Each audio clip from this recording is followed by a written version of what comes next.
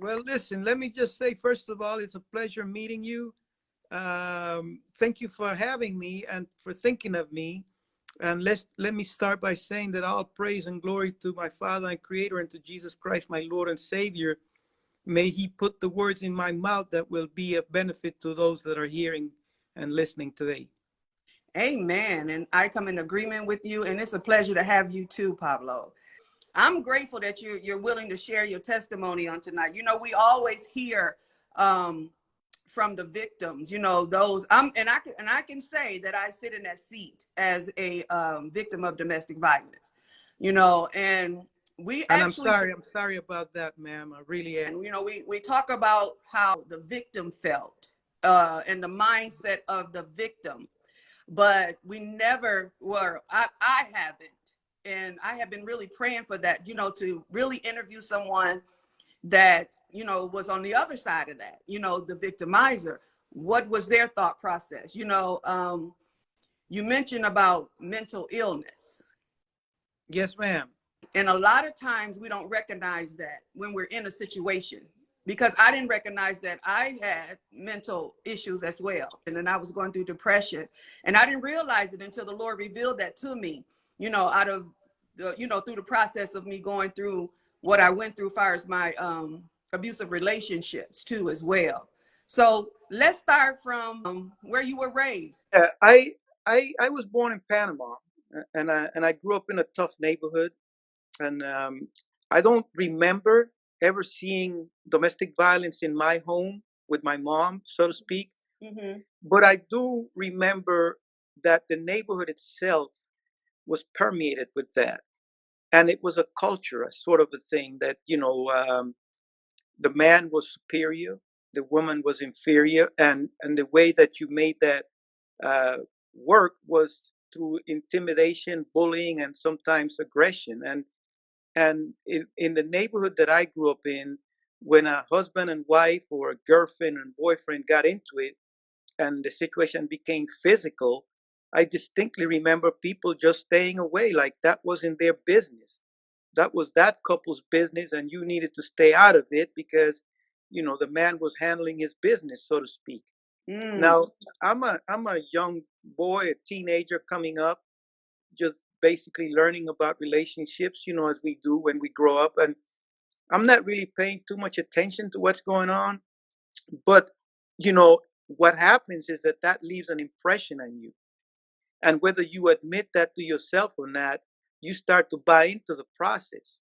Mm-hmm. And so that probably was where the seed was planted. But that is just part of the problem because there are cultural issues that are involved in that. Then there's also the fact that you grow up believing that violence is a way to resolve conflicts, and you don't have any other way to deal with that. Mm-hmm. And then when things start to go bad for you, or you start having emotional issues, you the only way that you know how to respond to that is through violence or through threats and intimidation. And when as you get older, and then you start to come into contact with other mental health issues, and you don't realize that you have a problem, Yes. then that cocktail itself is very volatile. And in my situation, in my particular case, then it led to tragedy. I did not know that I suffered from PTSD, and my PTSD has been diagnosed as pre-military service. Then the military service exacerbated it, and then lo and behold, I leave the service and I become a police officer, and I'm looking at trauma everywhere.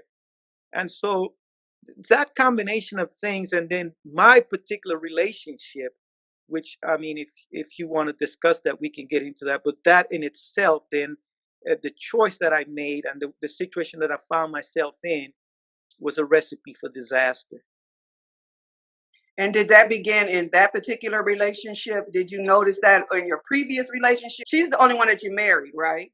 Yes, ma'am. Okay, so yeah, let's put that into a little bit of a context so that the listeners can understand what was happening with my particular situation. Okay. Like I grew up, of course,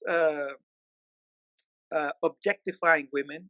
I mean, that's normal in my culture. You have the Playboy magazines just so you get an idea. And I didn't really value women for being human and persons. And so, uh, my first sexual experience was with a prostitute. You paid for sex, you get up, you leave, that's it. Mm-hmm. I joined the service, and most of the relationships that I had, I don't even know if you want to call them relationships, but most of the encounters that I had were with other prostitutes. I went overseas, and this was the kind of life that I lived. And when I wasn't involved with prostitutes, I was dealing with women that I met in bars, and these were one night stands. And I say all of that to say that I wasn't really involved in relationships with women. I was just looking for women to satisfy my needs. And so when I met my wife, it was sort of an offshoot of the same situation. I'm a police officer on the beat. I go into this restaurant to eat. This young lady is attracted to me, but I don't even know it. And then until one of my partners brings it to my attention, that now plants the seed in my mind that maybe there's something to be, taken advantage of there. Okay. And so we make a date.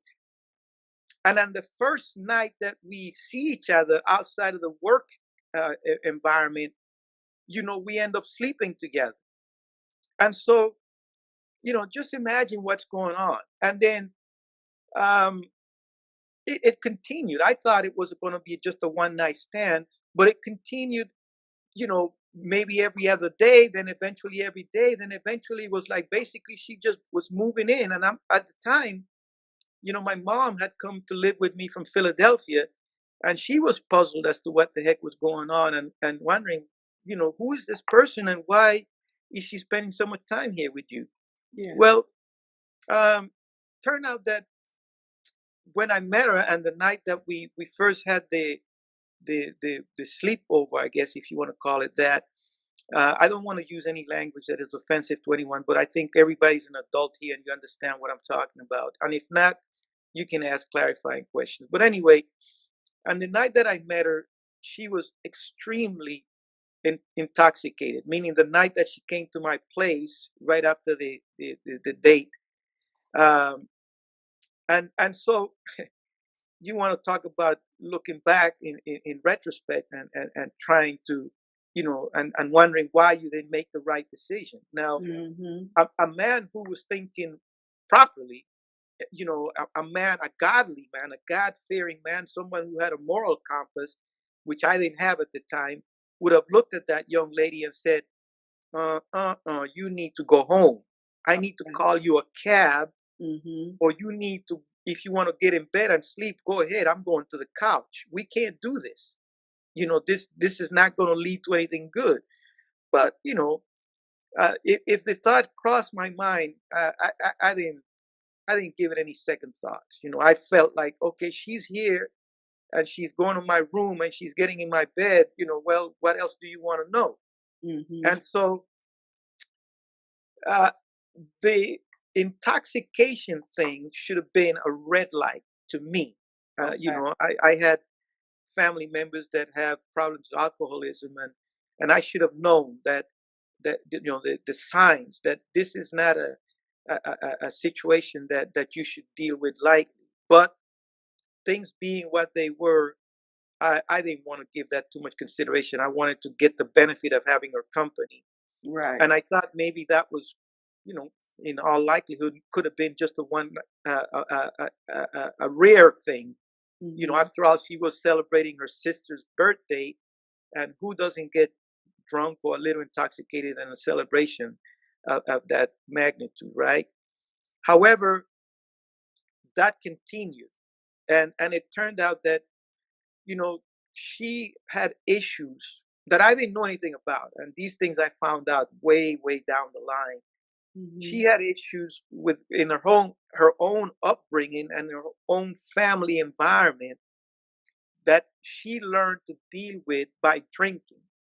And I'm not going to say what I believe were those issues because I don't have any way to proving it, and I don't want to, you know, speak evil of a person that was already injured enough. Mm-hmm. But I just want to say that her issues coupled with my issues, and the way we went about trying to develop this relationship, it was a recipe for disaster again. Um, we had a couple of big disagreements because of her drinking, and during one of those disagreements, I lost my mind, and I started slapping her because we had spoken about this situation about her getting drunk, and the one time that I lost my cool with her and slapped her is because I felt like I wasn't getting through to her. Was that your So first time hitting that her? was my first time hitting her, yes. And then she left. Mm-hmm. She left and she moved out. And that should have been the end of it. But lo and behold, and these are the kinds of things that sometimes I go back and I think about and I say, well, Jesus, what the heck was going on with you? And I say that because I had convinced myself that there was such a thing as love taking place here. But as I went through everything that I've gone through, and then I came to have a relationship with the Lord, and asked myself some tough questions about what is the meaning of love and what love is, I realized now that I wasn't really in love with her. I was just chasing the benefit. And so I went after her. I went looking for her. And when I found her, she was with her aunt. And her aunt was adamant that we should not see each other again. She didn't even want to let me in her house, in her apartment. But I begged and I pleaded. And then eventually she came to the door to talk to me, and that conversation led to her coming back to my place, which I'm sure if she had that to redo again, she would probably say, hell no, I'm not going back to that apartment with you. And so I thought that we had the situation under control and that we had an understanding. And shortly thereafter, she became pregnant with my son. And so now just imagine what's going on here. We haven't even really talked about, delved into, address some of the issues that we have, the baggage that we carry, and now there's a new person, a new human being that is being formed. Now, when I first heard of her pregnancy, my and I'm skipping here, but just to give you an idea, I had been in a situation like that before with another girl, and she ended up having an abortion. I read your book too. At the time I was in the Marine Corps, and I thought that I wasn't ready for a relationship or to become a father, but that was weighing heavy on my mind. Oh, well, tell them how old you were then, though, because that makes a difference too as well. Yeah, I was heck, when I got to San Diego, I was still a teenager. I was 19, 20. I couldn't even go into bars on my own.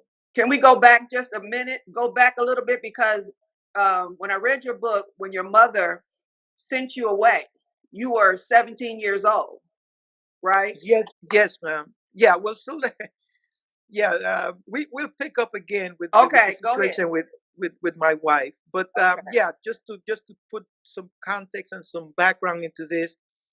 Yeah, I had the same relative that I talked about earlier that had an issue with alcoholism. My uncle, he was a teacher.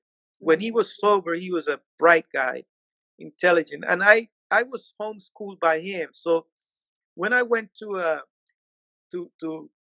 public schooling, I was much farther ahead than the kids of my age, and my family fought to get me advanced because they knew I was bored dealing with drawing circles and crayons and stuff like that when I could do math and read and write and all that. But the teachers were afraid to advance me too fast because they thought that emotionally I wouldn't be able to hang with the older kids, and I was moving too fast. Eventually, they acquiesced and they jumped me one grade. So I graduated from high school early with nothing, no plan, no design, no future, no nothing. Situation in Panama at the time, we were dealing with Manuel Noriega. You may have heard of him, dictator. And so the opportunities in the country were really bad. Now, I don't know how my mom orchestrated this, but she got me an opportunity to come to the States. Now imagine, I'm 17 years old and I'm getting on a plane to come to America. My English is very limited. It's not that good now, but it was worse then. Mm-hmm. And I have no idea what I'm coming to do here. I thought I was coming to study. And instead, I ended up in a situation with living with this lady and her daughters. You know, one of them had some kids. And so when I got there, the deal was the way I would pay for my room and board was babysitting. Now, I initially I didn't think I had a choice, so I went ahead, I went along with that. But eventually, I realized that, look, man, I don't think that I want to do this for too much longer. My mom came up to visit, and I told her that I wanted to go back to Panama. She was adamant that that was not a good idea. Who wants to go back to the place everybody else is dying to leave? Mm-hmm. So eventually, she arranged for me to stay with another family, but that family was clear in their expectations of me. They said, you either find a job and you start contributing, or 30 days from now, you got to leave.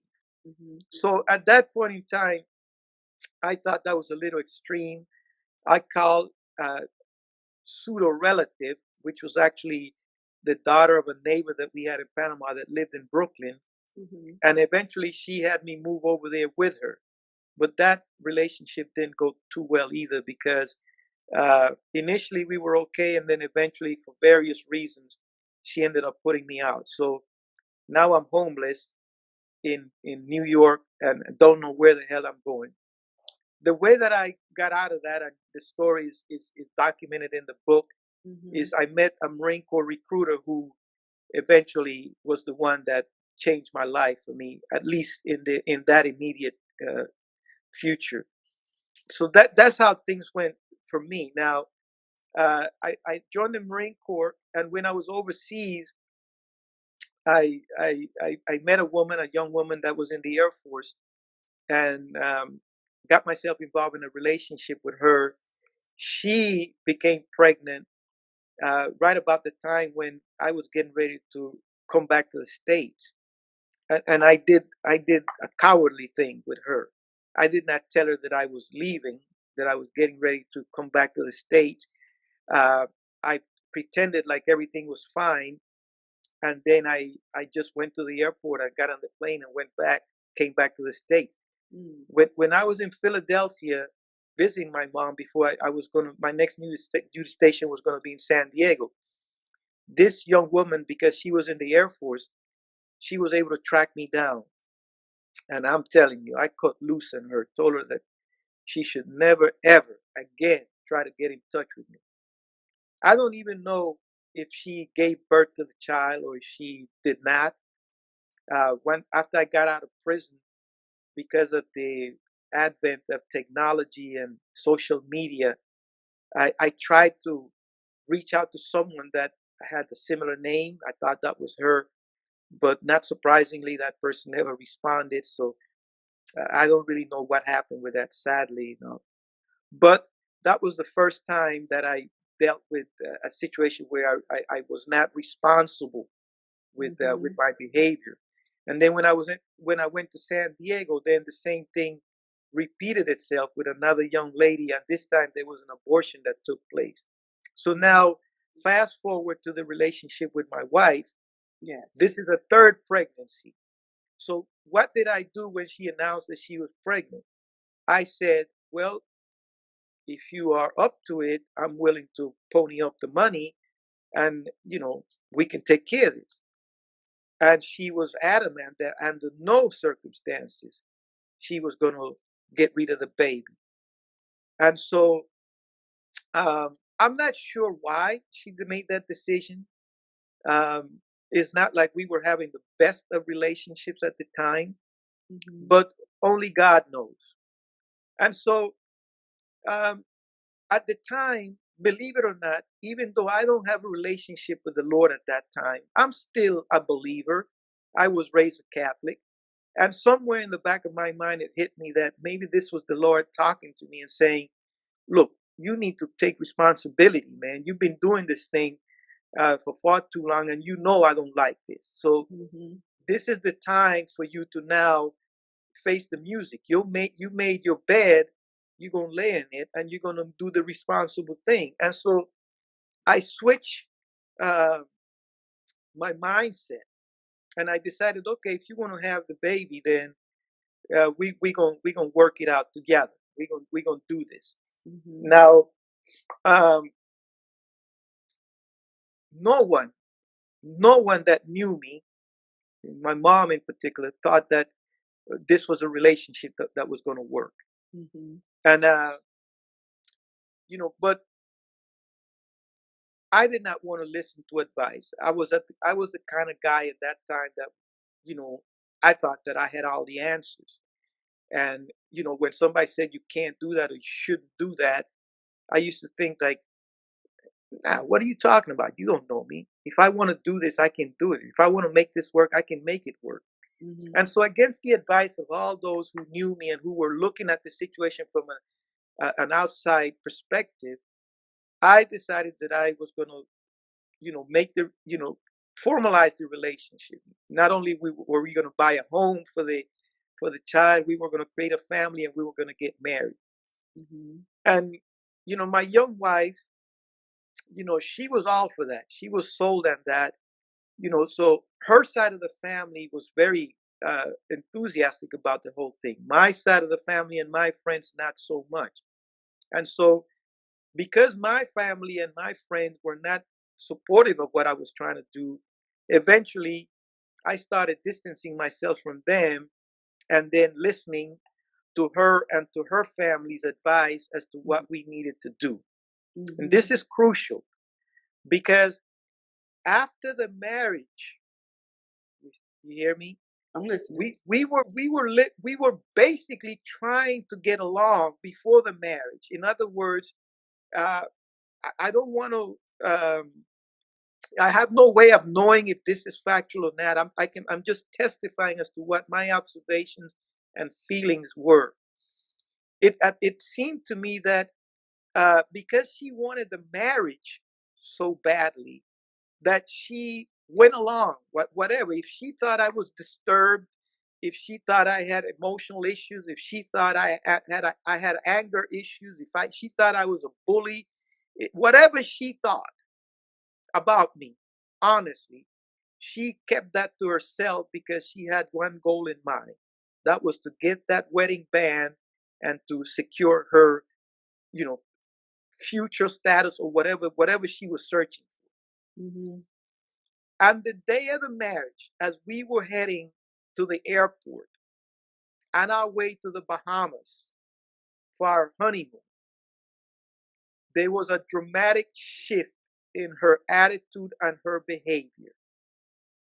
On the way to the airport, she made me understand that she was not listening to me anymore. She didn't care what I had to say to her. She was done. She had basically achieved what she wanted, and the balance of power was going to shift. Now, this was manifested to me at the airport when she walked up to the bar and started drinking. Like, I don't care. Because you had told her to stop drinking prior to that.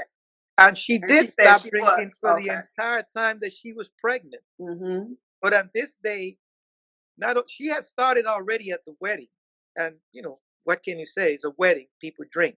Right. But at the airport, she said, I'm gonna do this. This is what I want. On the plane, when we were heading to the Bahamas, she ordered drinks. I was mad, but there was nothing I could do. When we got to the Bahamas, she found fault with everything. We didn't really have much of a honeymoon. And when we returned, I'm gonna tell you, Latricia, I came back to the States and I was a man angry. I was a man full of resentment. I was a man that felt that he'd been played, that he'd been used, that he'd been manipulated. And I didn't know what to do with those feelings. So you were angry. Yes. And so what I tried to do, the way I tried to cope with that was by cheating on her, by having extramarital relationships, and getting myself involved in night school, and pursuing all kind of different things, so that I wouldn't have to face the reality that I was now in a relationship, in a contract, in a legal contract with a young lady that we were not compatible, and everybody that I knew that was a friend of mine and that knew the kind of person that I was understood that that was not a good choice for me. But I remained, you know, hard headed. I did not want to admit that to myself, and I did not want anyone to know that in my home things were less than, ideal. Mm-hmm. And so time went by. As you can imagine, my son was about to be 2 years old, and she changed jobs. She tried to become a law enforcement officer herself, and in doing that, in making that move, she uh, further uh, cemented her independence. She and I think that she was basically just buying her time until she passed the academy, and was successful in her probationary period, and got to making enough money to support herself on her own, because up to that time we were living the kind of life where it was the middle class, maybe a little upper middle class, but we couldn't do it individually. We needed each other. Okay. So we were both kind of using each other to maintain the social status, Mm-hmm. even though uh, together we weren't really having a good relationship. We never did anything together. We didn't go out. We didn't talk. There was none of that So you going were on. like roommates. Yes. Mm-hmm. And then I believe that she didn't really stop drinking. She continued to drink behind my back, and many nights I would come back home from work, and she would be completely passed out. I mean, I would get in bed and she would move. I mean, there was nothing. I mean, you didn't have to be an expert on what was going on to understand that either she was medicated or she was so intoxicated that that she wouldn't even move. She wouldn't budge when I would come into the room and started taking my clothes off and everything. And then the following day, of course, you could see the telltale signs in her face, in her eyes, and everything. So what ended up happening then is that I was moving forward in my job, and I was really getting opportunities as a law enforcement officer. I left patrol, and I was doing work with that was in the community, that was different from what ordinary police officers do. And you need to have a little bit of a social contact with outsiders, and it's good if you have a wife with you, and you can go to these events and rub elbows with people that are in the upper echelons of the city, Mm-hmm. and you're trying to move up the ladder of success. And so I was trying somehow to help her understand this, and work with me, so that together we could build something. But Mm-hmm. I don't think that she was really interested in that anymore. She already had her mindset on doing something different, and she wasn't too responsive to anything that I had to say to her in terms of the future that I was trying to build. And so this is how we get now to the point where, as she's getting ready to graduate, Mm-hmm. uh, you know, I am not. I am a zero. I'm invisible. I'm no one that should be taken into account. And this is how we. But let me back up a little. I skipped a point, Okay. because uh, there is an incident that took place only about 6 months before her death, that really um, spoke. I don't know. It created a situation that eventually, when this happened, then uh, for the first time in my life, then I heard the label abuser applied to me, which up to that point, in spite of what I've testified to earlier, I never saw myself as an abuser. And of course, uh, you probably know better than anybody else that abuse take on many different forms. It's Many. not just a man hitting a Exactly. woman. You can be abusive in your language, in the Yes. way you treat the person, Mm-hmm. in the finances, in the decision making. It's a whole lot host of things that go into abuse. But up until that point, I hadn't considered myself an abuser. I thought I was a good man. And so, 6 months prior to that, a Marine Corps buddy of mine came down to visit me in San Diego at our home, and we wanted to go out and have a boys' night. And she did not want that. And she was adamant that she was going to go with us, and I was adamant that she wasn't going to go with us. So when we got ready to leave the house, then she became aggressive, and she wanted to slash the tires on my BMW, which to me was precious at that time, materialistic guy that I was. And so I was not going to have any of that.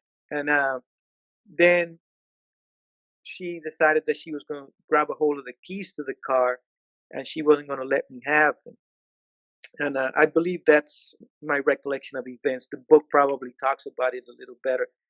But I tried to take the keys away from her, and in wrestling the keys away from her, she fell to the ground. I didn't strike her. I didn't try to hurt her. Not that night. But we left, and my friend and and we didn't even go to the clubs because I was so distraught. He was so upset by what he saw, by what he witnessed, that he just didn't know what to make of that. He wanted to go back to LA that same night, and I talked him into staying until morning. Well, we talked about my friend and I that night. We went to a park, and I filled him in and what was happening in our relationship, the truth about it. And lo and behold, when we get back home, there's a little piece of paper that is telling me that the police was at my house and that they wanted to see me. They wanted to talk to me because my wife had lodged a complaint against me. Now, let me say in parentheses here, for those who don't know. In 1985, when I joined the police department, and you were sent to investigate domestic violence disputes, the standard operating procedure was you separate the individuals, you send one to this party or wherever, and then you give them a warning. If you have to come back, then somebody's going to get arrested. But basically, you were saying this is a domestic thing, husband and wife, boyfriend and girlfriend. We don't want to get involved in this. But I, at some point in the next couple of years, legislation was passed, and then it became mandatory that if we responded to a domestic violence dispute, somebody was going to get arrested. More often than not, the man. And he was going to go to jail, and somebody was going to have to bail him out. And this wasn't no misdemeanor we were talking about. In California, domestic violence became felony, and it was a whole separate penal code on that. Now, Because I somebody had to die. Get yeah to yeah. yeah But go ahead. but those of us who went through that transition period, we still didn't get it. You're right. Because even though we were told to do these things, we didn't want to write reports, and we didn't want to take anybody to jail, so we were still trying to figure out a way to circumvent this until supervisors started saying, no, we have detectives now that are investigating these things, so you better write a report because Right. we need to find out what's going on, and we need to keep statistics, and there's people that are looking into this thing. So little did I know that I was going to become one of those statistics. But so when I saw that notice from the police officers, my colleagues, telling me, look, you got to show up to internal affairs and you got to answer questions about what your wife is alleging. I was like, whoa, wait a minute, what did you do? And so before I went in there to talk to them, I sat down with her and you can uh, call it whatever it is you want to call it, from your perspective. Maybe I was being a manipulator. Maybe I was trying to protect my ass. I don't know. But I was being honest with her. I told her, look, here's the bottom line. If I get fired, we lose the house. There's no way that I can find another job that is going to pay me what they're paying me with the skills that I have. And so if I have to go flip burgers for a living, we're not going to have a house anymore. You're not going to live like this. So you have to decide what you want to do. And what you've done right now is that you've put my job in jeopardy. So you think about that. So I went to talk to the department, to the internal affairs people. And at that time, like I said, I was doing work for them that was public and it was in the media spotlight. And so they were in a quandary. If they made a big deal about this, this was a black eye on them. And so they weren't sure what to do. And so what they ended up doing was to give me what's the equivalent of a verbal counseling, a letter of reprimand, and to encourage us to go to couples counseling, couples therapy. And in the meantime, all this was, conditional and what she was going to say when the investigators went to speak to her. So she got the message loud and clear, what I said to her. And maybe it sunk in and she changed her mind, because when they tried to talk to her, then she declined. She did not want to cooperate. So because she did not want to cooperate, there was no referral to the district attorney's office. And my people said, keep your nose clean, go to couples therapy. We don't want to hear about this anymore. So we started going to couples therapy.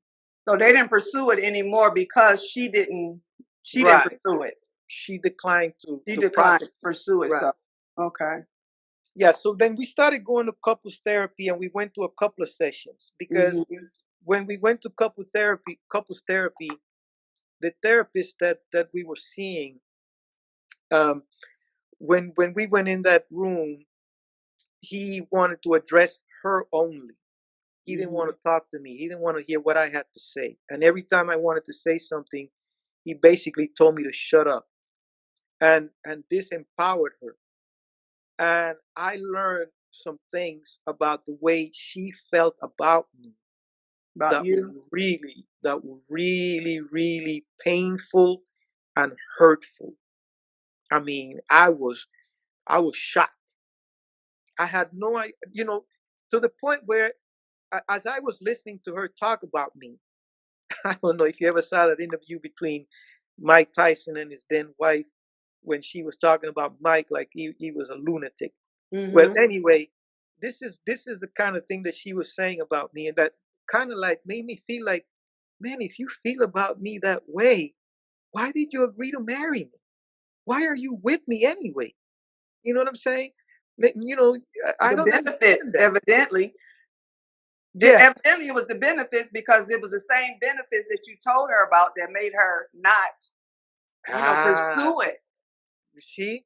Well, like I said, you make up your own mind. I'm just telling you what my perspective of things are, and what I understand the situation to be. Right. Unfortunately, she's not here to tell you her side of the story. Exactly. But after the second session, I mean, I don't know. I was feeling so bad. So I don't want to use the word traumatized, but hurt, man. I was really hurt your pride. Yeah. Right. And to the point where I said, when they told us, go to the clerk and set up your next appointment, I walked right past that receptionist, and I told her, I'm not coming back here, man. I'm not subjecting myself to this anymore. And of course, on the way home in that car, we didn't speak. So Um, of course, no one from the department bothered to check to see if I continued to go to therapy, They didn't even or pursue that. if I completed the therapy, or what the Wow. therapist had to say about what was going on. So nobody asked. I never talked about it. We just kept going. And of course, then we come to the present time where 6 months later, she came back from her graduation party totally intoxicated. Autopsy report indicated she had a 0.26 blood alcohol level. Now, I'm Mm-hmm. going to tell you, Latricia, I'm not making this up, but I'm telling you, as a police officer and anybody who's an expert can tell Mm-hmm. you this. And they said this in court.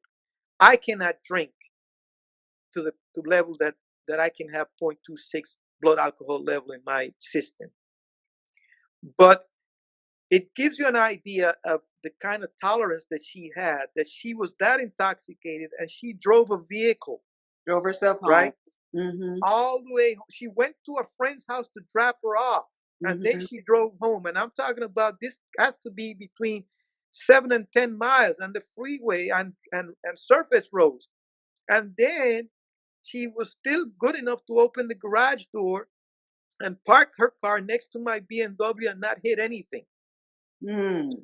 So, but that to me was the straw that broke the camel's back. Yeah. Yeah. So I think it would be good for us to pause now and just assess, what my state of mind is, what I was feeling, what I was going through, where I was at, and Before that happened. Yes. so the district attorney alluded to the fact that I had been sitting at home for hours, contemplating how I was going to deal with the situation, when she got home, implying that I was sitting there uh, considering that I was going to kill her. But that, of course, is not true.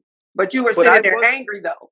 I was in fact You was very angry. angry with the Yeah. situation, because consider this: she came home from the academy with a friend, the same friend she had to drop off, and she just basically told me, "I'm going out to party." And her friend was standing by there to make sure that I had no say so in that, because I wasn't going to make a scene in front of her friend. Yeah. And so, and she'd already made plans with the babysitter. We had a live-in babysitter to work overnight, but she didn't bother to tell me that. And the babysitter, for whatever reason, didn't think that it was right to communicate that to me. When I, asked her why she wasn't ready to go home, that I would take her home because my wife apparently was going to be late, she did not want to go. Latricia, if she just told me, look, your wife paid me to work an extra night, I'm staying, it might have been a different story with her in the house. Instead, she dilly dallied and eventually got dressed, and I took her home. And then uh, she, in court, she testified some horrible things about me. Said that I told her that what my wife was doing or had done was going to cost her, implying that I was making threats that I was going to do something to her when she got home. Not true. But again, she was a relative of my wife, so she had a vested They had a interest. relationship. Yeah. Yeah. Different So relationship. yeah, so I was upset with my wife because of the way she came to the house and how she left to go to the graduation party. Uh, I felt, and it took me a long time to come to grips with this, but um, I felt like disrespected, I guess is one way to put it. But um, like like I didn't matter, you know, like she didn't care about me. Um, and I was basically in a relationship with someone that didn't have any consideration for me and didn't value what my opinions were, didn't want to invite me to go with her wherever she was going. She didn't want to be seen with me. She was probably talking about me behind my back because her friend obviously was like a sentry standing guard making sure that I didn't act a fool. And I was trying to think to myself, like, this can't go on like that. These are the kinds of thoughts Going that through were your going head. through my mind as I Uh-huh. was sitting in that living room waiting, for her to come back home. Now, and keep in mind, my son is asleep in the upstairs bedroom, and so I'm sitting by myself there. I still don't want to call anybody and talk to anybody about what's going on with me or what my frame of mind is or what I'm experiencing.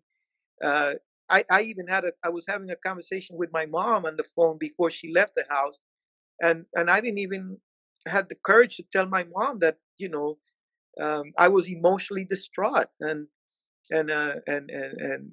feeling very low in terms of my relationship. But um, I was determined when she got back that we were going to have a conversation and we were going to decide once and for all, whether or not I meant something to her, whether my opinions counted, whether she valued the relationship, or whether or not she was thinking about doing something different. And, when was she going to clue me in? Mm-hmm. Because we could not continue to live in the present situation where she was basically living her life, didn't care what I was doing with my life, and all we had in common was the child that had been brought into this world completely innocent to whatever his parents, mental issues were, baggage, dirty laundry, whatever you want to call it. Mm-hmm. But I went about it the wrong way. The wrong way. First of all, you see a person walking, falling down drunk, Right. You force it. and You're gonna force yeah, it. Yeah. right. And so I basically painted her into a corner where she just felt like, how can I get rid of this guy? Mm-hmm. He won't leave me alone. I don't know how else to make it clear to him. And so she tried to call the police. I wouldn't let her. She tried to leave the house. I wouldn't let her. Right. And eventually she got physical with me because she felt like there's no other way to get this guy to understand that, I don't want to talk to you. Was that her first time getting physical with you? Like You far know, as hitting you basic. or I think I don't remember. My mom says that it wasn't the first time, but I don't really had a clear recollection of her ever getting physical. And the only reason I say that is because the kind of man that I was at that time, had she ever gotten physical with me, she would have known it, okay. not to ever do it again. Okay. Because I was from that mindset that if you put hands on me, then it's fair game. You disrespected me. You think you can fight me? All right, then let's fight. And of course, and it's not a fair fight. But so Mm-hmm. I don't remember that. But she on that night, with good reason, felt like, look, I got to let you know that I don't want to talk to you. Right. And so when she hit me, then that mindset kicked in, and I became physically aggressive with her, which, of course, we all know that's a no-no. I crossed the line. I completely crossed the line there. And it wasn't until the telephone rang, her friend calling to check up on her, that I snapped and I said, whoa, I'm going too far with this, and you already on notice.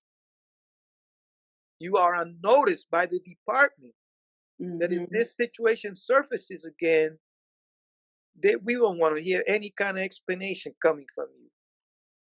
So I decided to leave, but I still wanted to make another point before I left. And so I stopped to tear up her uh, invitations to her graduation party. Mm-hmm. And, of course, she is mad. She is angry. She is hurt. She has been assaulted physically. And now I'm tearing up something that is precious to her. While I was doing that, then she opened the cabinet of the headboard where I kept my service revolver. And when I realized what she was doing, I heard the noise, but I was in such a state of fury that I really wasn't paying too much attention to what she was doing. And when I turned around and I saw her, she already had the revolver in her hands and she was pointing it at me. Now, in all fairness to her, I'm going to say that if she had wanted to shoot me, she had plenty of time to pull that trigger and empty the revolver in my body. Mm-hmm. I think what she wanted to do was to threaten me into leaving. To leave her alone. Yeah. Yeah. Mm-hmm. I had a chance. Again, many fork roads, many instances here in which I could have gone in a different direction, made a different decision.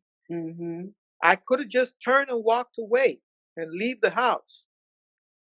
But my pride, my ego, my machismo, whatever hell you want to call it, I said, oh no, you're not going to point a gun at me and kick me out of my own house. No. So I charged her, convinced in my state of mind that she was about to shoot me and I needed to disarm her. Mm-hmm. And now all kinds of things are coming into play here now. My military training, my police training, whatever. I'm just thinking that this is the best way to do it, to diffuse the situation. Wrong. You're not acting as a professional here. You are emotionally involved. You're distraught. You're not thinking straight, and you're mad, which is another element that you cannot play with. Mm-hmm. And so, yeah. So, I'll spare you the details. Just know that in charging her, I eventually took the gun away from her and ended up shooting her and killing her. She died instantly.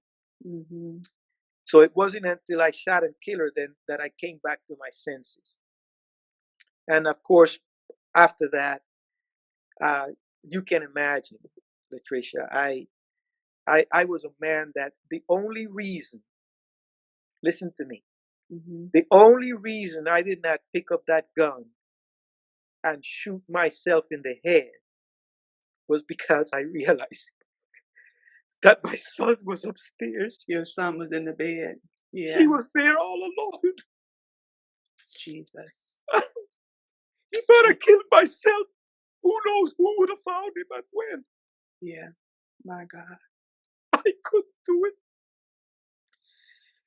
But when the police got there, I begged them to shoot me. I begged them. I got on my knees and I said, kill me now. My God. I cannot live with this. I can't. But they would. All they could do was take notes and record me and do all kinds of things, knowing that they were going to send me to prison. But it didn't need to happen, Latricia. It didn't need to happen. And but it did. And it did because I was a sick man. I was a sick man. And I tell you, you can ask questions. I'll fill in the blanks, man. I'm here because I'm here to tell you, man, that I even today, the days when I find it difficult to live with myself. But I want to say to the people that are listening that the reason I'm doing this, man, is because I'm trying to spare the next guy. Yeah, I don't want anybody to have to go through this. Yeah, because the consequences. We commend you for that. We commend you for that because you didn't have to come on and give that testimony. And there's no judgment here at all, Pablo. We know that that was your experience, and God, you lived for a purpose. You're still here because you could have, took yourself out. Even when you went to prison, how many years were you convicted? How many years were you in prison? I was 30 years, close to 30 years, 29. 30 years? Yeah, 29, yeah. Yeah. Let me say this too, because let me say this because one thing about our Lord and Savior Jesus Christ, He is a forgiving God. And If God forgives, what can we say? Domestic violence victim that could have been me. That could have been me in that situation. That could have been a lot of other women, even men. But we survived it. We survived it. So I know that I survived it, like I said earlier, for a reason, and it has purpose. And what you went through had purpose too. And we're sadly that someone had to lose their life. But mental illness is real. Rage is real. When we have anger issues, we got to deal with them. I was angry for a long time. I was angry for a long time too, as well. And I know what that means. Especially with my ex-husband, I had told him. He told me one time that I'll never hurt you. And I said, yes, you will. I said, and he said, no, I won't. I said, yeah, because once rage take over, you're not yourself. Right. You're not yourself. And you were in a state of rage at that moment. Yes. You were not yourself. You were contemplating, things in your mind. And that's when we have to really understand who takes over at that time. The devil takes over. We're not conscious. Once we get into a place of rage, he takes over, period. And that's why I was telling my ex-husband, I said, no, you would hurt somebody in that state of mind. And then when you wake up after it's done, then you'll realize, what have I done? Yes. You know what I'm saying? So I understand where you were. That's why I wanted to say that, because I've been in a situation where my ex-husband was really, really enraged, and he could have killed me. That could have been me too, as well. Our hearts, and I know those that are on the line, hearts go out to you, and you've already been convicted. You've already did your time, and we're not going to put you in a place where you're going to continue to keep doing your time. And God is a forgiving God. And I want to let you know this, because I appreciate you. I appreciate you coming. That takes a lot of courage. You know what I'm saying? To be able to come and speak your truth in front of an audience, like this, especially with women or even a woman that's been in that type of situation, So I commend you on that, and I thank you. And my question is this to you. What would you say to, I know you're telling your testimony, but what is something that you would have done different? That's one question. And then what would you say to another victimizer that's victimizing, that's normalizing domestic violence? What would you say to them at this point? Yeah, well, this is what I've found out, that domestic violence take on different shapes. It doesn't work the same for everybody. Like my situation that I just described here, it's unique. But and I know that there are men out there that's what they do. They get their rocks off being abusive. Yes. And that's an extreme form of domestic violence, right? And they don't always have to lay hands on you. They can do it through sexual activity. They could do it in all kinds of ways. Yes. Right? There's people that get involved in domestic violence situations that involve situations where, both parties are equally responsible for the violence, because the one person knows that they're with a man that can lose his temper real easy, and they don't have any issues at all provoking him into getting violent with them. And so, all these things have to be taken into account. Now, I like to say that, yeah, and then of course we have the added factor of the mental health issues, that a lot of times we are sick and we don't know it. And so even when people try to talk to us about what's going on, we are not capable of reasoning with them and internalizing what they're saying to us, so that we can seek help, because we don't really believe that we're sick. Right. And so, and mental health issues, that's a powerful thing. It is. So, one of the things that I think that that I could have done differently and I'm just going to testify about myself, is um, I was too caught up in the world, pursuing material possessions and trying to be like that, like the next person.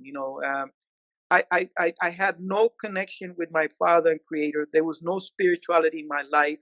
I didn't read the Bible. I didn't go to church. I didn't have anything, any moral compass to guide me in my decision. Mm-hmm. And I say that to say this: that is fertile ground for the devil to then take possession of your soul. Yes. And then when the devil starts speaking to you, he don't care what decisions you make that are harmful and hurtful to other Right. people. He just wants to help you get there, and then he's going to sit back and watch the consequences, right? So that's one thing. So and I will say this in parentheses to the women that are listening, and women everywhere. If you're involved in a relationship with a man and he crosses the line and puts hands on you, or he's not treating you like the valuable person that you are, you need to abandon ship. Not tomorrow, not a week from now, right now. Because there's no reason or need or logic involving you staying in a relationship that is fraught with danger for you, and Mm-hmm. that could end up in a second, in a split second, before you know it. And it could be anything. It could be a word that you say. You could be in a car. You could be any place, and you don't even know what's going on with this person. And you say something that you thought was really innocent and not meaning anything malicious. And then next thing you know, you got a fist in your face. And Mm-hmm. how do you deal with that? You see, so uh, and I know that it's complicated. People have families, they have kids, there's financial uh, things that have to be considered. But I'm telling you, this situation is so risky that I would say do not play with it. Now, particularly if you don't think the individual that you're with is open to getting help. Okay, because sometimes people will say, yes, I will get help, only to pacify you and get to the next stage. Yes. Dr. Walker talks about that, right? The Mm-hmm. stages of domestic violence, right? When you cross the line, then you go back into the sending flowers, and you're sorry, and you're never going to do it again. Yeah. And then until you get to that next point where you get triggered again, or whatever causes you to get there. And then you're going to get caught off guard all over again, because you're saying to yourself, well, wait a minute, we talked about this, and you said you were sorry, and you never do it again, and here we are again. And now you're living in shame. You don't want your friends and your neighbors to know what's going on, because it's a painful thing. It's not Mm-hmm. hard. It's very difficult to deal with that, and have people knowing what's going on with you in your personal life. So unless you're absolutely sure that the person that you're dealing with is serious about changing, don't take a chance. And I'm talking about, let me tell you something, just to use myself as an example. 30 years of prison. Let's just round it off. Mm-hmm. The first 15 years, I wasn't doing any self examination. I wasn't even admitting that I was guilty of anything. I was thinking that the system screwed me. Screwed you, huh? I was blaming her. I was trying to use the legal process to get off from under my sentence. I was in denial, in complete denial. Now, sometimes the depression and the situation about my family and my son would get so bad that I didn't really care what happened to me. So I Mm. was living, no one wanted to help me out with the suicide thing.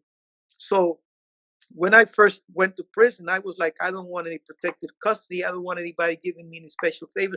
Send me where you want to send me, man. I don't care. Mm-hmm. If somebody's gonna stick a shank in my belly because I was a former police officer, then I got that coming.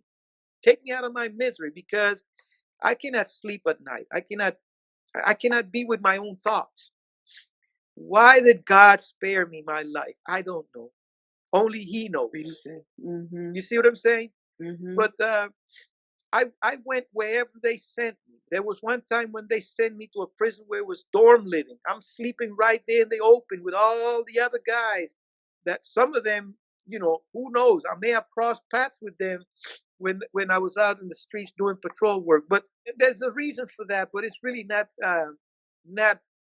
relevant to what we're discussing. But it just goes to show you that while I could have exercised my right to say when they put me up a transfer to say, no, no, no, you don't know what you're doing.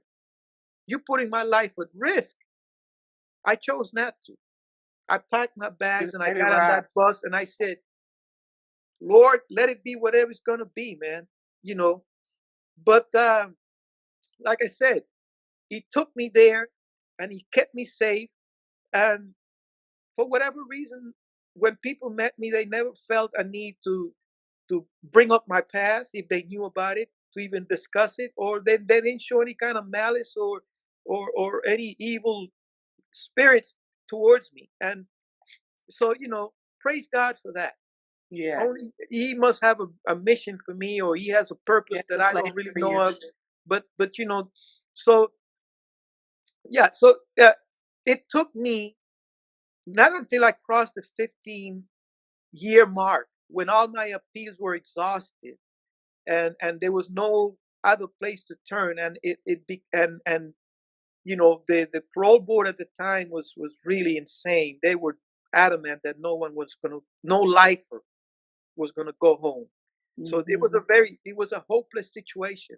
It was basically, you had to come to accept the fact that you were gonna be in prison, like they said, for the rest of your life. And you had 15 to life. What did you have? Yeah, 15 to life. Actually 17, because they gave me 2 years for the gun. But in California, there's no difference between the death penalty, first-degree murder, and second-degree murder. When you go to prison, basically you're going to be in prison until the governor feels otherwise. And if he feels that it's not politically advantageous to him to let you go, there's nobody's going to save you. So it is when I was in the grips of that despair and coming to acceptance to the reality that that's it, my life is pretty much over, I'm done, there's nowhere else to go. That's when I had an epiphany. I was on my way to breakfast on a Christmas day or week or Christmas Eve. I'm not exactly sure when, but right around that time, when I saw an announcement that said, "Come pray with us at church. We're having mass at such and such a time." And I thought, man, when was the last time you were in church? When was the last time you went to pay your respects to the Lord? You haven't even thought about the Lord this whole time. You don't pray. You haven't asked for his help. Nothing, man. You still thinking that you captain of your ship and you can get out of this mess you're in on your own. And but the walls are closing in on you, aren't they?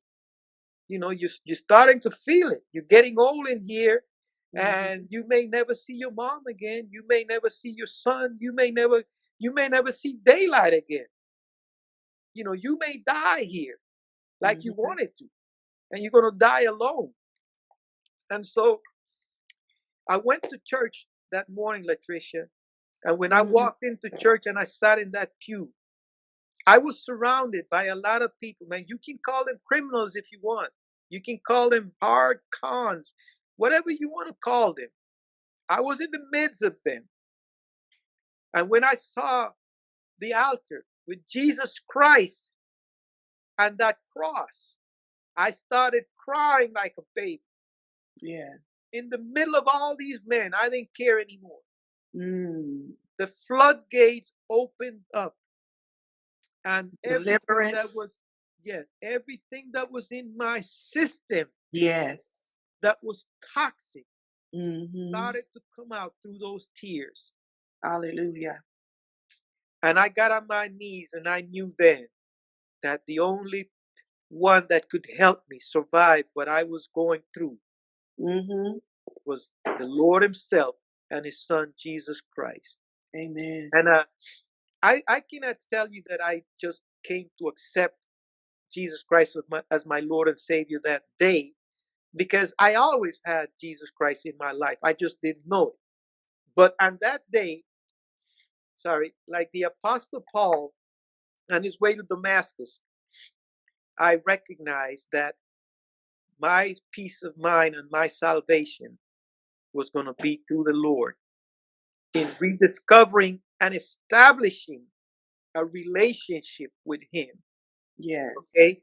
Because a lot of people say they believe in God, and a lot of people say they accept Jesus Christ as their Lord and Savior, but they don't read the Bible, they don't pray, they don't know anything about Scripture.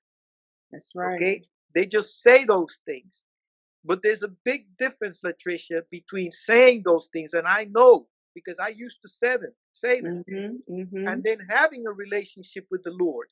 Yes. Those are two different things. It Just is. like I'm here to tell you too, that when this happened to me with my wife, I told everybody who wanted to hear it that I loved her. And I loved her deeply and very much. Yes. And that was a lie. That was a lie. And it was a lie on many different levels. It was a lie because I didn't know what love was. Love was, and I really never had any feelings that even came close to being described as loving towards her. Come on. That's the truth. From the time that we got involved in the relationship, it was always finding a way to justify why we were still in the relationship and looking for the benefit, whether it was sexual, whether it was financial.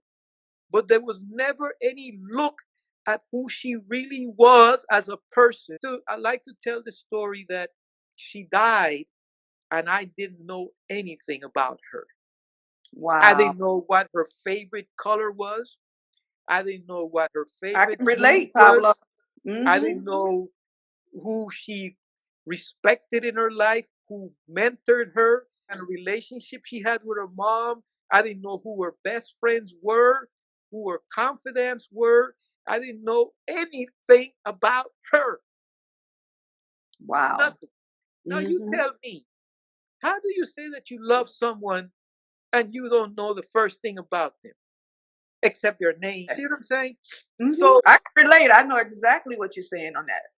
I covered this in a chapter in my book where I offered various definitions of what love is, beginning with what Scripture says. The Apostle Paul, who I love to death, what he has to say about love. And when I looked at those definitions, whether they were secular or Scripture based, I had to say to myself, in all honesty, first of all, I'm still learning what love is. But I didn't have love then, and I didn't know what love was, and I didn't love her. So let's put that to rest right there, right? And so you may have read in the book that I came out of prison and I got married, and I'm working on that. I am using the new tools that I have. Once before, I only had a hammer in my toolbox. Now I have a different set of skills, and I'm praying to the Lord daily that He teaches me in everything that I experience now to do things differently and do it the right way. And my wife knows everything about me, everything. Did you meet her in prison or outside? I met her out here.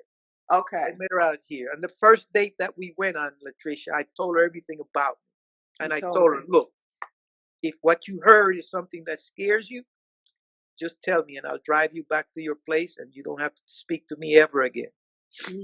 He was quiet for the rest of that ride. I wasn't sure where I stood. But when she spoke, she said, we'll only be friends. And only God knows why she changed her mind later. But I have told her on many occasions, look, I'm not a cured man. I still have issues. I just know I'm aware now and I manage them differently. So when you see or suspect that I'm acting a little strange, if you do not feel safe, leave. Or let me know that I'm acting in a manner that makes you feel unsafe, Yeah. because that will then tell me you need to go for a walk, or you need to call somebody, and you need to get some space here quick, Yes. because you don't want to repeat the same incident that took place before. And I don't think I will, but you never know. Yeah. There are no guarantees. You talked about rage and you talked about anger. These things don't disappear from your head. You know, and it could be anything. It doesn't have to be in a relationship. Sometimes I'm driving and I find myself getting angry because somebody did something, and my wife is sitting next to me and she's saying, "What are you doing? Why are you acting like that? You better slow down." That's not the kind of attitude that a Christian man should have. You're a believer. You pray every day. You need to be forgiving, and you need to be loving and patient and understanding. Yeah. And then it brings me back. I have to say, well, see, there's still a little bit of the old ways in you. And so And all of us.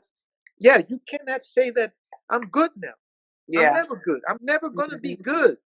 But I want to continue to do this work, because in talking to people about how I feel and what's going on with me, I remind myself that you got to do better. No room for error for you. Make a mistake again, and that's it. I'm burnt toast. I'm done. I'm gone. Now, I need to tell you the story about the book. Okay. The book was actually at the suggestion of my therapist. Because I came out of the pen and I went to therapy immediately to make sure that I could get a perspective from a professional in terms of where my mental health was and what kinds of things I needed to work on. And so she suggested that I write the book. And initially I resisted, but I was hurting because I came out of prison, and I one of the conditions of parole was that I could not get in touch with my son. Can you believe that? Because I was reading that, but go ahead. He is he's the son of the victim. Because you said something about the next of kin. Right. Yeah. And so I tried in a roundabout way. Of course, he knew. He knew because they had to be notified that the governor had decided to let me go. So he knew I was free. How old is he now? He was born in 86. What does that make him? About 36? 33, 34? 36. Somewhere around 36. Yeah. 36. So, well, 35. He's 35. Yeah. So I was hoping in my insane belief that he was going to try to reach out to me as if nothing had happened. But of course, he was raised by his maternal grandmother, and of course she doesn't have any good things to say about me. And in fact, when I was in prison and I fought in court to maintain a relationship with him, I won my case, but she still found a way to torpedo the relationship. And the way she got me was by saying that my insistence in staying in touch with him was causing him psychological harm, and he was acting out and having a lot of issues. And when I heard that, I said to myself, maybe she's right, and I have to think about him. And if me stepping back mean giving him a chance to develop and grow on his own, then that's what I need to do, because I don't have anybody to blame but myself for the situation that we're in. So I came out thinking that blood is thicker than water, and that he would then reach out to me knowing that I'm now free. But he didn't. He didn't. And so I did not talk about it much, but in therapy, and I knew that it was something that was bothering me. And so when the therapist insisted that I write the book and write a chapter, write a paragraph, write something, write a page and bring it to me, let's talk about it. And it started to build. And then in prayer one night, I'm laying in bed just thinking about what I'm doing and where I want to go with this. Then the Lord spoke to me and he said, "You're missing an opportunity here. The book could be an open letter to your son, You Mm. write the book and you tell your Wow. son who you are and what happened, where you Wow. came from, and what you've been through.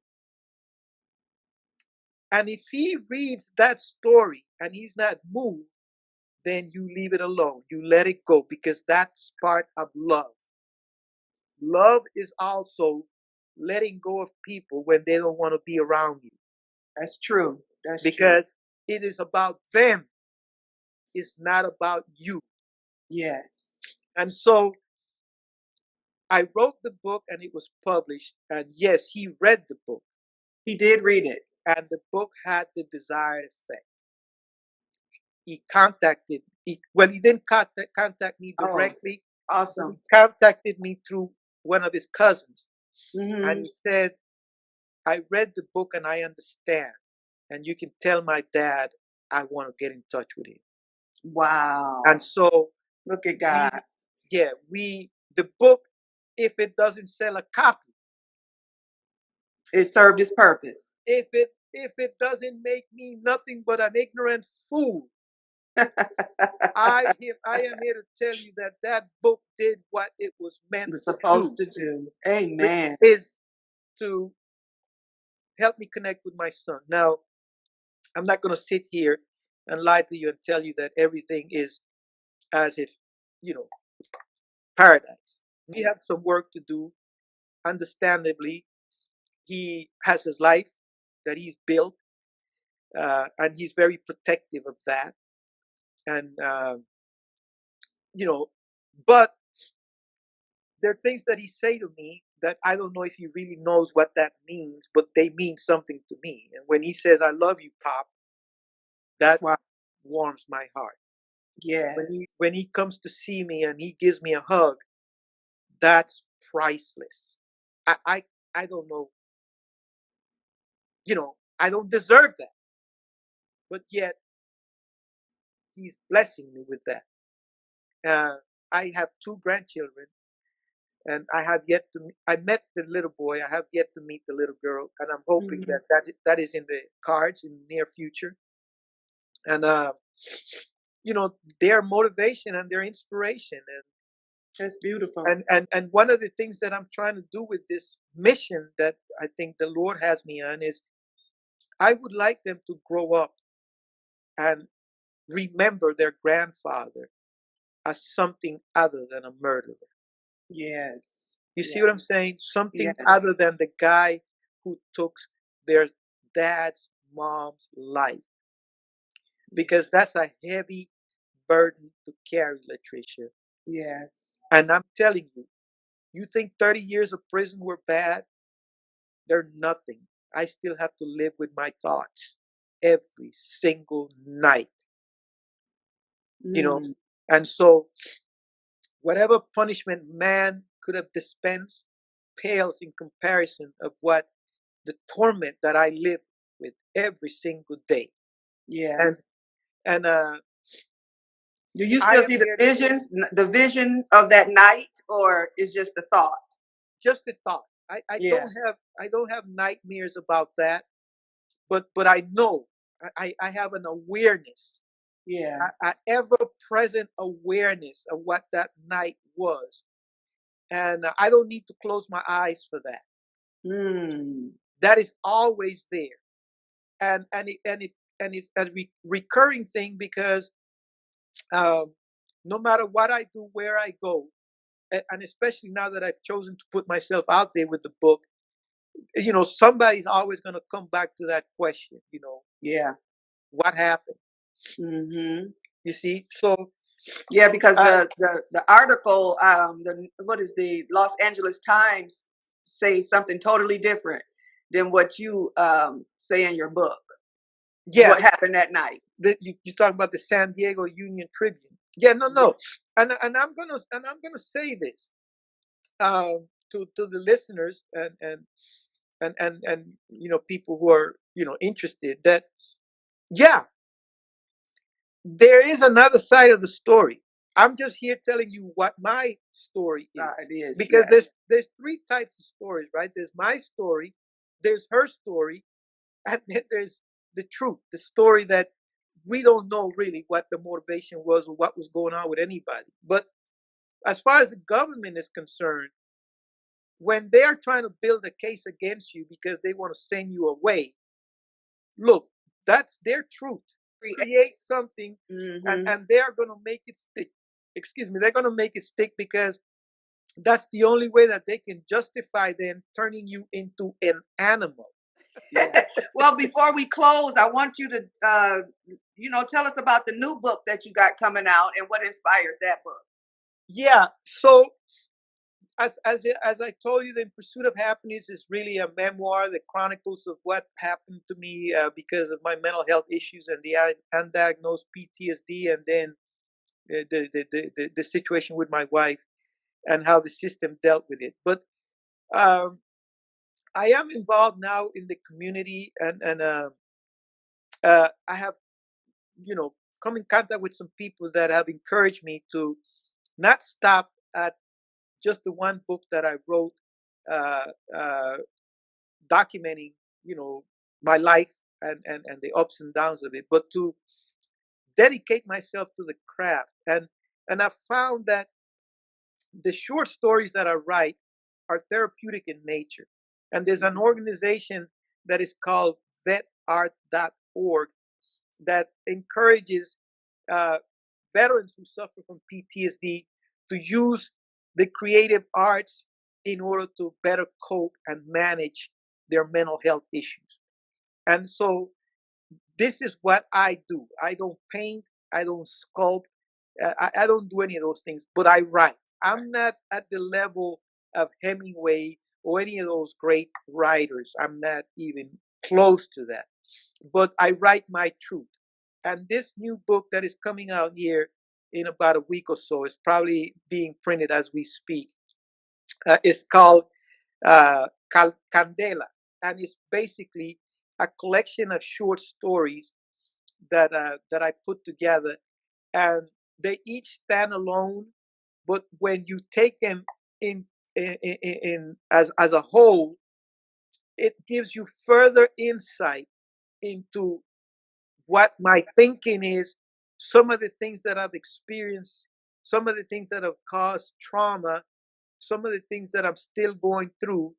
There's they cover stories that things that I experienced in prison, things that I experienced after I came out of prison, things that I experienced while I was growing up in Panama, but always in a fictionalized way.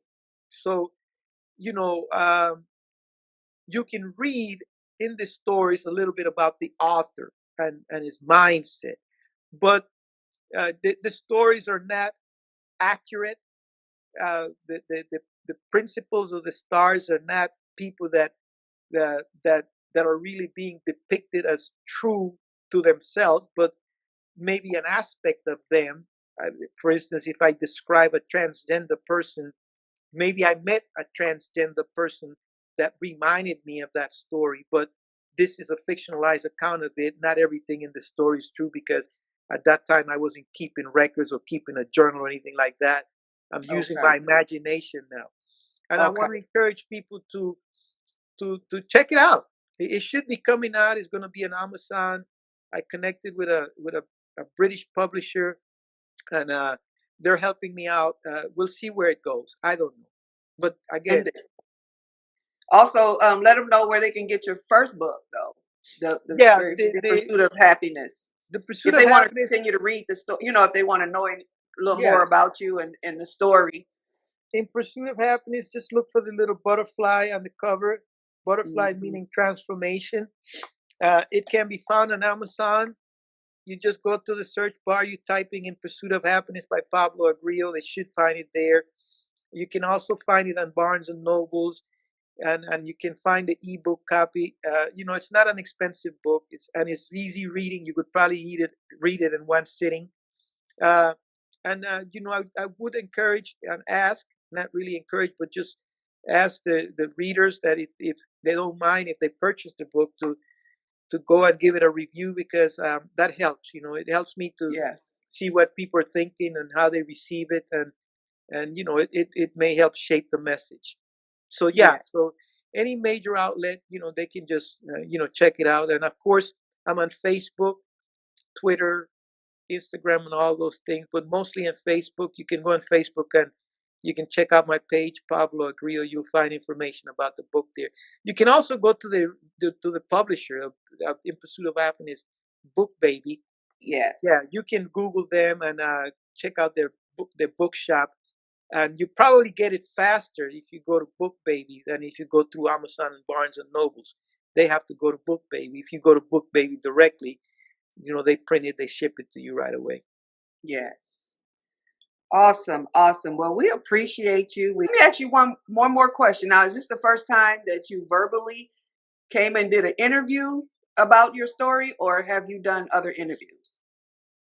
No, I think this is the first time that I did an interview and focus specifically and domestic violence. As you know, the book, I talk about it, but I don't cover it in detail. Yes. And yeah, in the past when this has come up, it's been through the parole board or with a therapist. So, this is actually, stepping out of my comfort zone, and it's easy to do it with someone like you because you're a good listener, and I sense in looking at you that as you said, you're not judging. I hope that you have asked the questions that you wanted to ask. I was really to explore whatever it is that you wanted to explore with me. Just because that's what I'm trying to do. I'm just trying to put it out there so that people that have questions, they can get some answers. Not everybody's willing to do this, but God willing, we've done a good job. We presented ourselves in a manner that made sense to the viewers, and I hope that there'll be other opportunities. And I want to thank you from the bottom of my heart for doing this for me. And I hope you learned something and that your questions were answered. They were, and we appreciate it. I thank you for even coming on, because I'm telling you, it took a lot of courage to do this, to share that particular story. And I just appreciate you so much. And I do pray that God uses you, and put you on different other platforms, to share your story. And I believe that He will do that. I believe that He will. And so we And just pray for. Go ahead. What you gonna say? I was going to say that I just want to leave the viewers and the audience with two thoughts. The Okay. first one, real quick, is look, if you want to hear the other side of the story, or you want to get a different perspective, you can also Google my name, and you want to find newspaper articles, and you can read the government's version of events. And of course, they're not about painting me as a saint. They're going to give you the dirty laundry and all the allegations that were made, and I'm okay with that. I'm not here to dispute what they did. I'm here to admit to the wrongs that I did, and somewhere along the line, somewhere along the line, I hope that you can extract the truth about what happened. Their agenda and what they were trying to do at the time is different than that what I'm trying to do. And I hope that nothing that I said here tonight that came across as me blaming my wife for anything that happened, because she's completely blameless and innocent. Whatever was going on in her mind, this could have been prevented, and it was totally and absolutely my fault. And then the other thing that I want to say is, if you don't take anything else away from this interview with you, at least remember these three things. If you don't have a relationship with God, you need to get one. That is the only way that you can be sure that you have a moral compass that is at least going to give you a clue of what love is and how you should treat another person that you really love. The other one is that if you have or you suspect that you have mental health issues, raise your hand and get help today, okay? Because that doesn't go away by itself.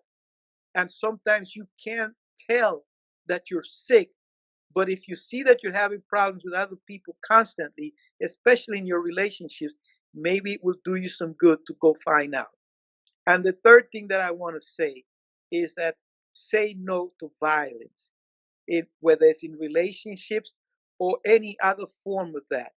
Look, just say no. Do not think or believe for a second that violence is an acceptable way of resolving conflict, because it is not. And the consequences from going down that path will stay with you for the rest of your life and will rob you of any opportunity to experience joy. And all you can do at that point in time is to pray that God will grant you peace of mind when you close your eyes at night. I hope that sums it up, Latricia. It definitely did. It definitely did. And I know that they appreciate your honesty. Everybody on here, as you see in the comments, I mean, it's been truly a blessing. And we just pray for, I mean, and just, that God bless you in your future endeavors, everything that God has for you that you receive. And we're just continuously praying for your healing, as you're going through your healing process. Yes, Um, ma'am. Thank you. And yes, pray for me. Pray for me, yes, because continuously, you don't want continue. to hear my name come up on the news about anything bad anymore, man. We're declaring that it won't. We actually prayed for you on the prayer line. My prayer line, most of the ladies that's on the prayer line are on this line, and they're praying for you. Believe me. We mentioned your name on the prayer line today, and believe me, your name is on the prayer list, and we'll continue to do that. So, Yes, ma'am. And I want to say to all the ladies that I have a great deal of respect and appreciation for women, in spite of what I have done. Everybody that has ever stepped up to try to help me come back from the dark, everybody, except one person that I can remember right now, has been a woman. Everywhere I have gone, the people who have shown compassion and empathy and have tried to save me from myself, in spite of what I've done, they all have been women. And yes, even today, I continue to be blessed because of the love and understanding and the compassion that women have. And I'm telling you, man, I have a new respect and love. I can say now, truly love love. for women, Hmm. and I value you as a human being, as an equal. And I Yeah. don't ever want to find myself in a situation where I am trying to do harm to anyone, especially a woman. And I will step up. I will be there at my own risk, because you guys are precious, man, and you don't deserve anybody abusing you.